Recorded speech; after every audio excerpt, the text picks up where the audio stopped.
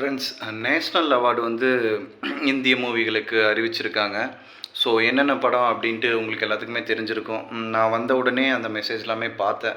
நான் நியூஸ் சேனல்ஸில் அதிகமாக ஃபாலோ பண்ணுறேன். ஸோ நம்ம தமிழ்லேருந்தே நம்ம போயிடுவோம். தமிழில் வந்து பார்க்கிங் படத்துக்காக வந்து ஒரு 3 விருதுகள் அறிவிச்சிருக்காங்க. அதில் முக்கியமாக துணை கதாபாத்திரம் வந்து துணை நடிகராக எம்எஸ் பாஸ்கர் வந்து பயங்கரமாக பண்ணியிருக்காங்க அப்படின்ட்டு. நீங்கள் பார்க்கிங் படம் மோஸ்ட்லி பார்க்காம இருந்தீங்கன்னா டைம் கிடச்சதுன்னா பாருங்கள்.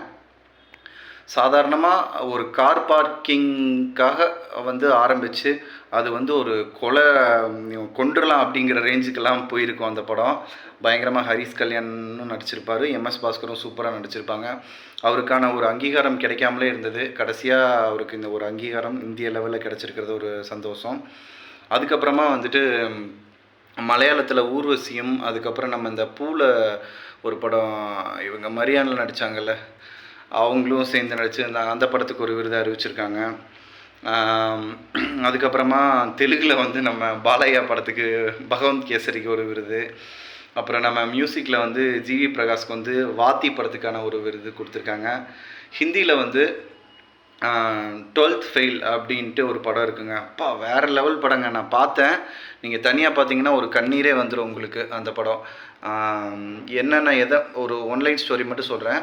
இந்த நம்ம டிஎன்பிசி எக்ஸாம்ஸ்லாம் படிக்கிறாங்க பார்த்தீங்களா, அந்த மாதிரி இந்த குரூப் 2, அந்த குரூப் 1, அப்புறம் வேறு அந்த ஐஏஎஸ் ஐபிஎஸ் எக்ஸ்க்கெலாம் படிக்கிறாங்க. அந்த எக்ஸாம்ஸ் படித்து அவர் ஒரு அதிகாரியாக மாறுவார். அதை பற்றி தான் ஒரு கதை. எவ்வளோ கஷ்டப்படுறாங்க அப்படிங்கிறத ஒரு ஸ்டோரியாக எடுத்திருந்தாங்க. சூப்பராக இருந்தது. அது வந்து ஒரு ரியல் லைஃப் ஸ்டோரி. அவருக்கு கண்டிப்பாக அந்த அவார்டு ஒர்த்துங்க. அவருக்கும் சரி, நம்ம பார்க்கிங்கில் எம்எஸ் பாஸ்கருக்கு ஒர்த்து. ஷாருக் கானுக்கு அவார்டு கிடச்சிருக்கு.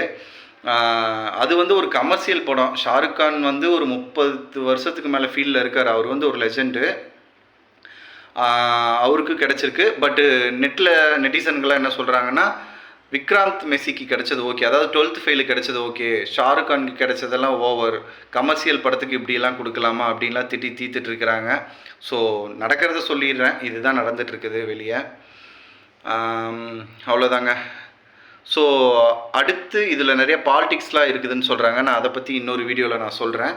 விருதுகள் கிடைச்ச எல்லாருக்குமே பெஸ்ட் விஷஸ். அவங்க எல்லா அடுத்த படங்களும் இன்னும் சக்ஸஸ் ஆகணும் அப்படின்னு நினைக்கிறேன். இன்னொரு வீடியோவில் பார்க்குறேங்க. தேங்க்யூ.